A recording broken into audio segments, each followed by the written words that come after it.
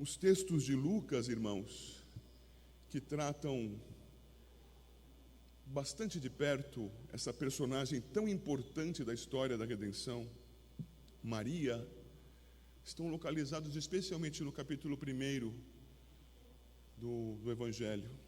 Eu peço que os irmãos abram suas Bíblias lá, em Lucas capítulo 1. Será lido o texto nesse capítulo 1, dos versos 26 a 38.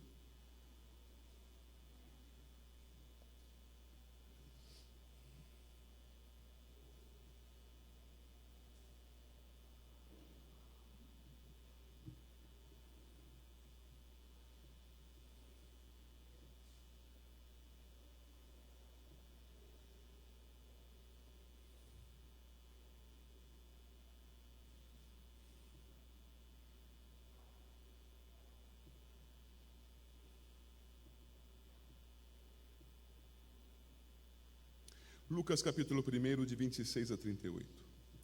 No 6º mês, foi o anjo Gabriel enviado da parte de Deus para uma cidade da Galiléia chamada Nazaré, a uma virgem desposada com certo homem da casa de Davi, cujo nome era José. A virgem chamava-se Maria. E entrando o anjo aonde ela estava, disse: Alegra-te, muito favorecida, o Senhor é contigo. Ela, porém, ao ouvir esta palavra, perturbou-se muito e pôs-se a pensar no que significaria esta saudação. Mas o anjo lhe disse: Maria, não temas, porque achaste graça diante de Deus. Eis que conceberás e darás à luz um filho, a quem chamarás pelo nome de Jesus. Este será grande e será chamado Filho do Altíssimo. Deus, o Senhor, lhe dará o trono de Davi, seu pai. Ele reinará para sempre sobre a casa de Jacó, e o seu reinado não terá fim. Então disse Maria ao anjo: Como será isto, pois não tenho relação com homem algum?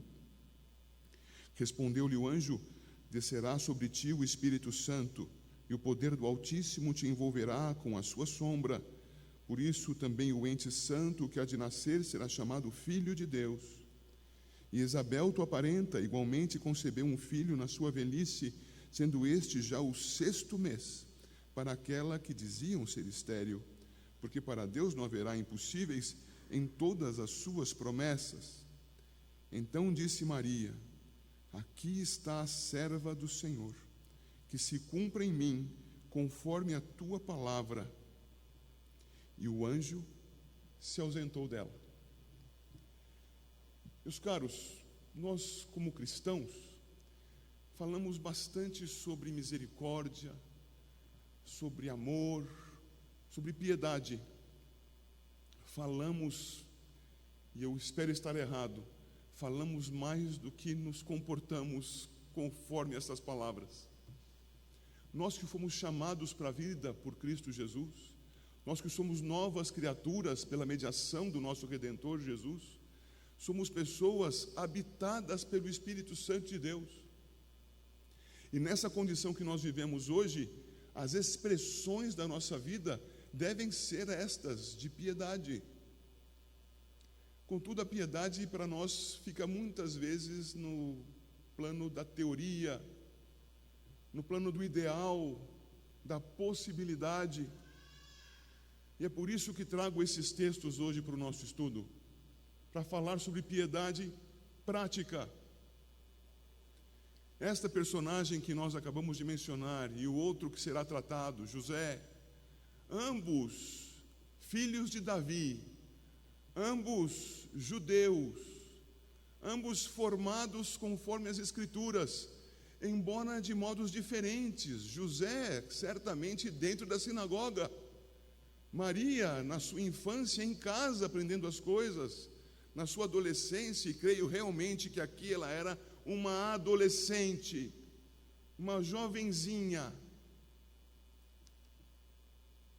se aproximando provavelmente da sinagoga para ouvir do lado de fora os ensinos que lá dentro se pronunciavam, mas esperando pelo Messias, ela e ele.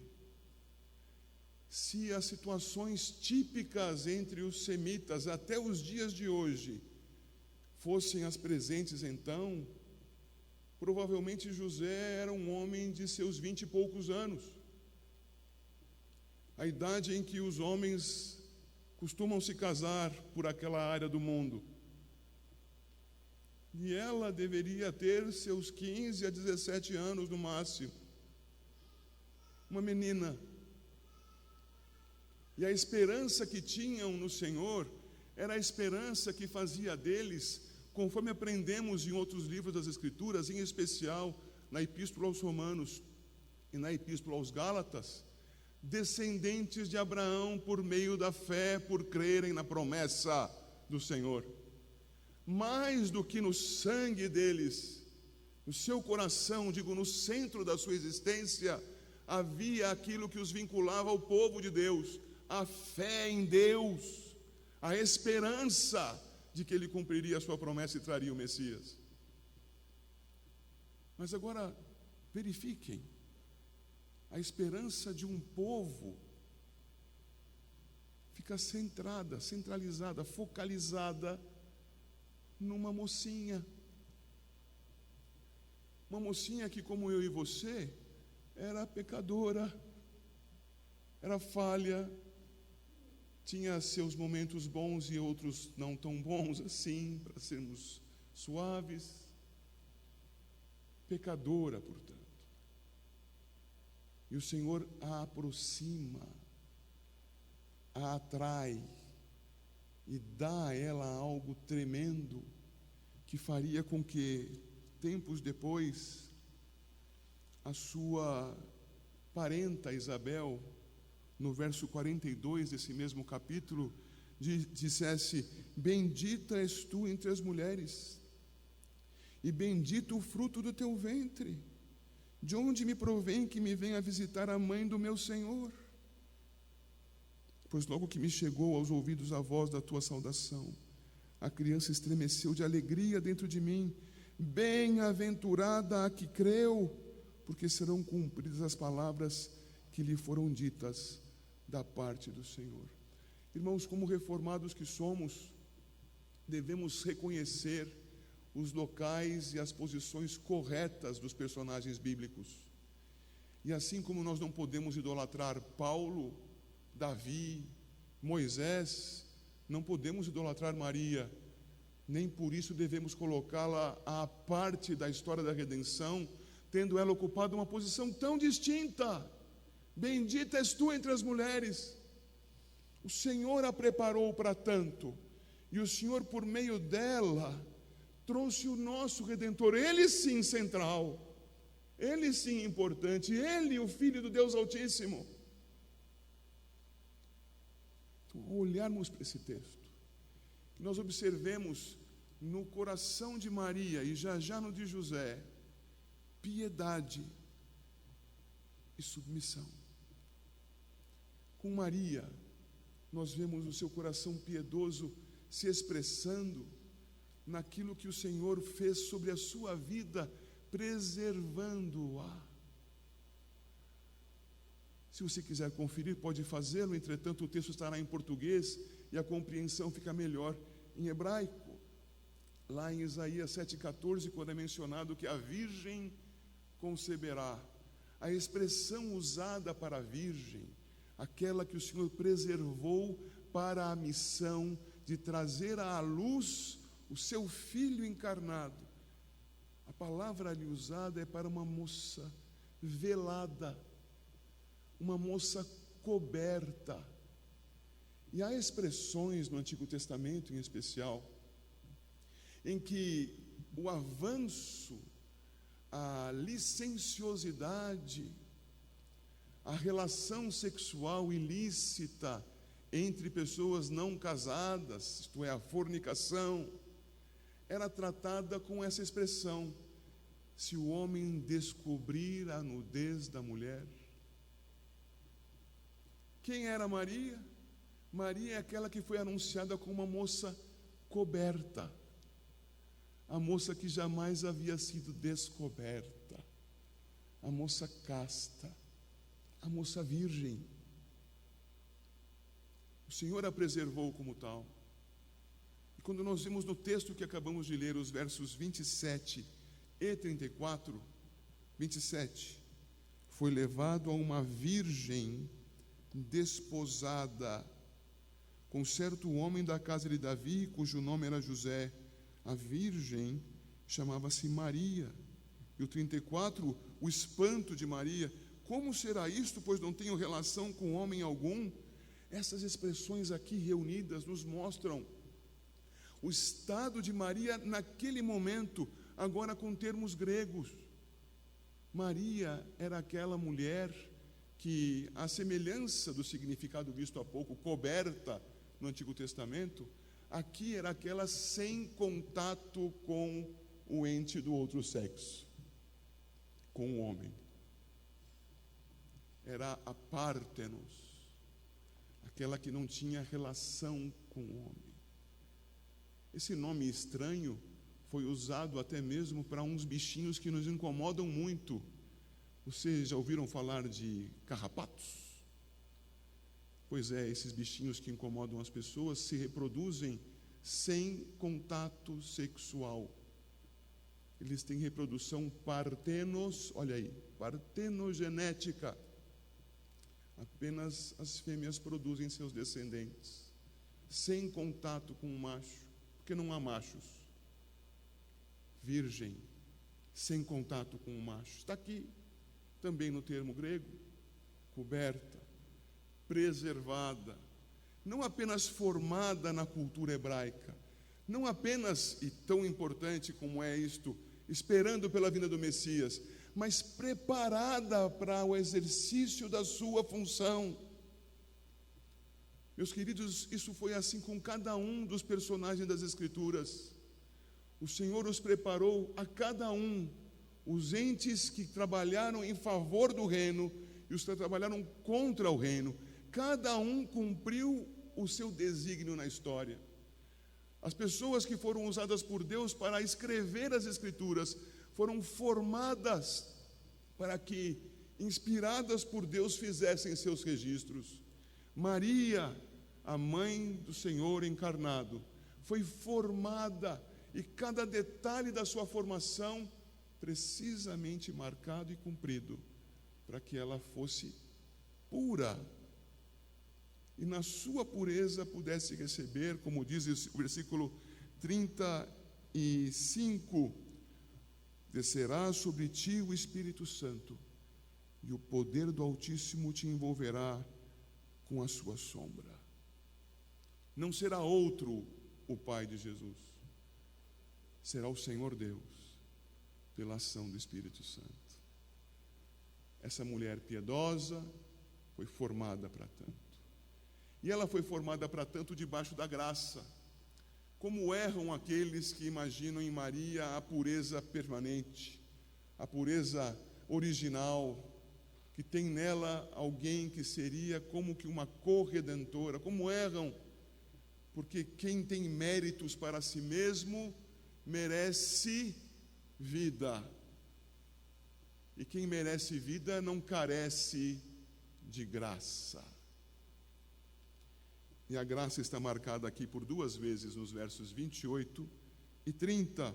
No 28 é dito: e entrando o anjo aonde ela estava, disse: alegra-te, muito favorecida, o Senhor é contigo. E o 30, mas o anjo lhe disse: Maria, não temas, porque achaste graça diante de Deus. Meus irmãos, lá em Gênesis 6, outro personagem também achou graça diante do Senhor.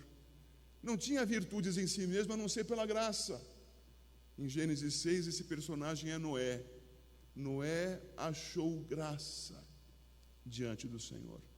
A graça do Senhor sobre Noé foi para preservá-lo, e com ele a sua família, e com a sua família a todos nós, que somos descendentes de Noé e de Adão.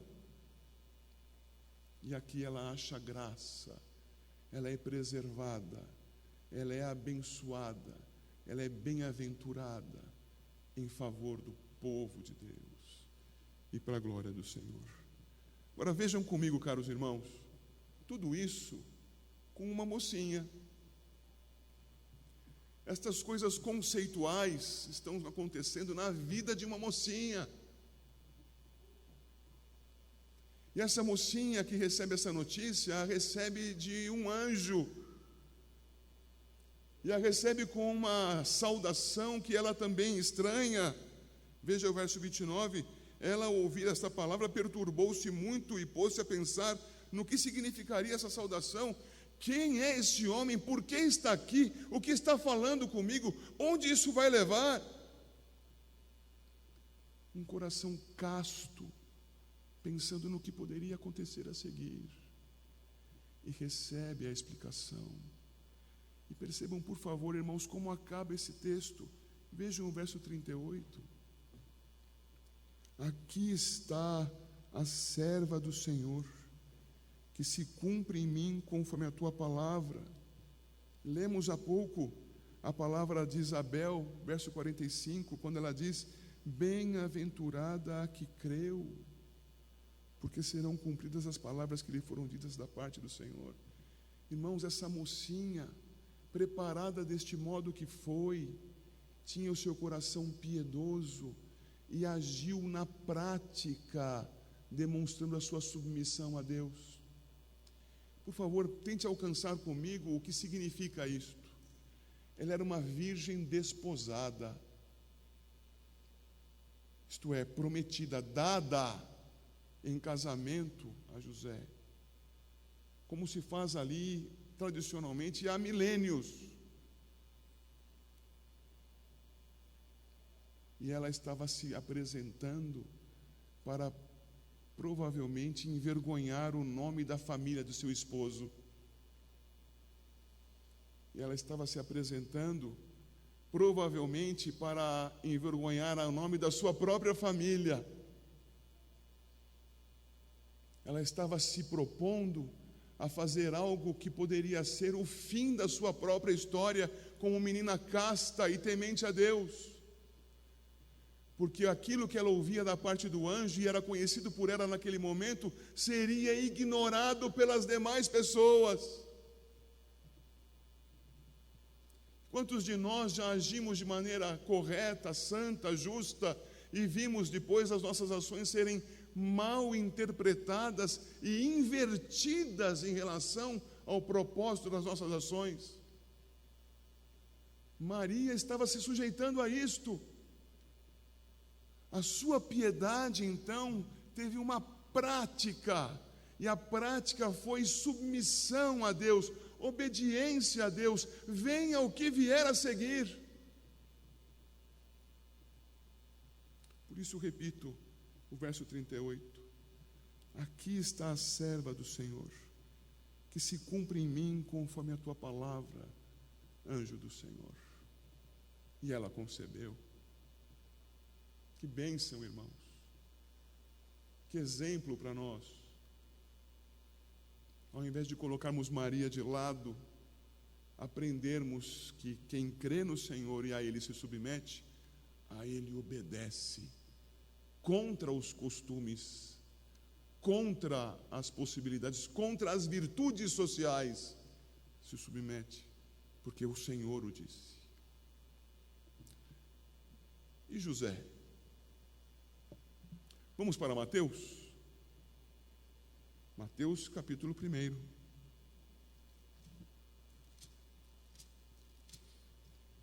Da mesma forma que o Senhor trabalhou construindo a vida de Maria, conforme o seu plano, o seu decreto, sendo cumprido na história, na vida de uma pessoa como eu e como você, aconteceu com José. O Senhor preparou aquele homem. E um homem piedoso, um homem casto, um homem que tinha a promessa de casamento da Virgem de Nazaré, Maria. Este homem, versículo 18 do capítulo 1, veja lá. Ora, o nascimento de Jesus Cristo foi assim, estando Maria, sua mãe, desposada com José, sem que tivessem coabitado, achou-se grávida pelo Espírito Santo. O 18 nos faz pensar no capítulo que lemos agora em Lucas. E vem o 19. Mas José, seu esposo, sendo justo, e não a querendo infamar, resolveu deixá-la secretamente. Eu paro aqui. O que está fazendo José? Meus irmãos, alguém que se sente ofendido, em especial numa cultura como esta, a judia, e posso dizer até mesmo com algum conhecimento de causa, a síria, a semita, então, alguém que se sente ofendido cobra os seus direitos. Acredito até mesmo que na nossa cultura latina aconteça o mesmo. Está ofendido, cobra os seus direitos. O que está fazendo José? José tem na promessa de casamento a honra da sua vida. Receber a sua noiva, casar-se com ela, era o ápice da honra da sua vida. E ao recebê-la, mantê-la consigo em fidelidade, era aquilo que colocaria o coração de José socialmente como o de um homem respeitado. Ele se sentiria assim, e a sociedade o veria como um homem respeitável. Mas ele ouve dizer que a sua esposa está grávida. E ele não cobra os seus direitos.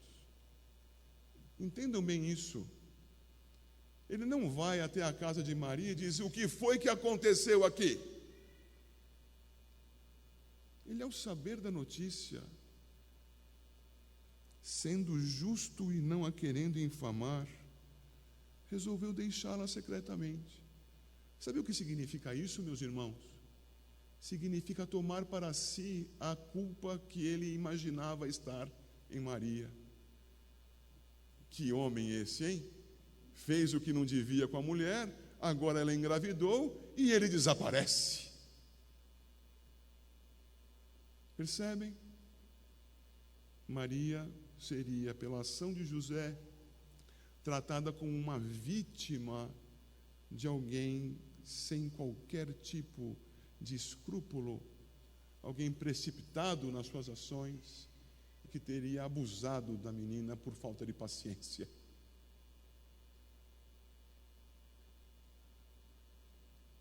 Por vezes, irmãos, a piedade unida à simplicidade nos faz cometer enganos. José era um homem piedoso, mas não sabia o que estava acontecendo. Quem ouviu a anunciação pelo anjo foi Maria, e José só ficou sabendo da parte que lhe ofendia. Entretanto, o texto prossegue e diz assim, verso 20: enquanto ponderava nestas coisas, eis que lhe apareceu em sonho um anjo do Senhor, dizendo: José, filho de Davi, não temas receber Maria, tua mulher, porque o que nela foi gerado é do Espírito Santo. Ela dará à luz um filho e lhe porás o nome de Jesus, porque ele salvará o seu povo dos pecados deles. Ora, tudo isso aconteceu para que se cumprisse o que fora dito pelo Senhor por intermédio do profeta: eis que a virgem conceberá e dará à luz um filho, e ele será chamado pelo nome Emanuel, que quer dizer Deus conosco. José, meus irmãos, paro aqui um instante a leitura. José é esclarecido. A sua piedade simples, a sua piedade ainda obscura na sua ignorância, fazia com que ele agisse para proteger Maria. Mas agora ele é esclarecido. E no seu esclarecimento, ele vai tomar uma atitude também piedosa, mas coerente com a ordem, submisso ao Senhor. Obedece. Eu vou cuidar do Filho de Deus que nasce do ventre da minha esposa. Agora, ele poderia fazer isso, irmãos, e poderia tentar mascarar a situação, e ao recebê-la, unir-se rapidamente a ela, e pronto, na verdade o filho é meu. Mas vejam o resto do texto. 24. Despertado José do sono, fez como lhe ordenara o anjo do Senhor e recebeu sua mulher. Contudo, não a conheceu enquanto ela não deu à luz um filho a quem pôs o nome de Jesus. Obediente, simples, sim, mas uma vez esclarecido, continuando a obedecer na sua piedade. Meus queridos irmãos, esses dois personagens tão importantes da história da redenção são exemplos para nós. Só em Cristo está a nossa redenção. Só por meio dele temos salvação. Ele é o próprio Deus encarnado. Ele não é um ser menor. Ele é o ser divino na pessoa do Filho encarnado, o Redentor Jesus. Mas ao redor da sua encarnação, há esses personagens tão preciosos para nós. Eles não foram perfeitos. Eles não são melhores do que nós somos. Eles foram agraciados, foram edificados, foram instrumentos de Deus para a salvação do mundo, sem serem os salvadores. E isto não é aplicável a mim e a você? Quando você anuncia o Evangelho a alguém, quando você testemunha com verdade, quando você vive uma vida piedosa e submissa a Deus, você não está embasando as palavras da sua pregação, a fim de que alguém ouça a verdade e pense consigo mesmo: se transformou a vida deste, pode transformar a minha. Se Deus agiu assim para restaurar um povo na história para a sua glória, por que eu não posso fazer parte deste povo, crendo em Jesus Cristo? Eu e você podemos seguir os mesmos passos de Maria e de José, com outras funções no corpo de Cristo, mas exercendo piedade, submissos e obedientes ao Senhor. Que os exemplos destes dois marquem a nossa vida. E que você possa se questionar agora: eu, diante de uma notícia tão difícil quanto essa, creria no Senhor? Me submeteria ao Senhor? Receberia a sua palavra, e a palavra dele está em nossas mãos, pronto a cumpri-la, negando-me a mim mesmo, negando a minha virgindade e a minha popularidade na cidadezinha onde nasci, onde todo mundo me conhece, onde aparecerei grávida sem ter me unido ainda ao meu esposo. Eu estou disposta a abrir mão disto para a glória do Senhor. Estou disposto a, nessa cidadezinha onde todo mundo me conhece, viver com uma mulher que engravidou sem que eu tivesse coabitado com ela e tratá-la e ao filho dela como meus, e todos sabendo que ela engravidou antes de se unir a mim. Estou pronto a obedecer, porque é da parte de Deus a ordem. Nas circunstâncias da tua vida, estás pronto a obedecer? Como está o seu coração? Que o Senhor Deus nos abençoe e nos guarde, em nome de Jesus.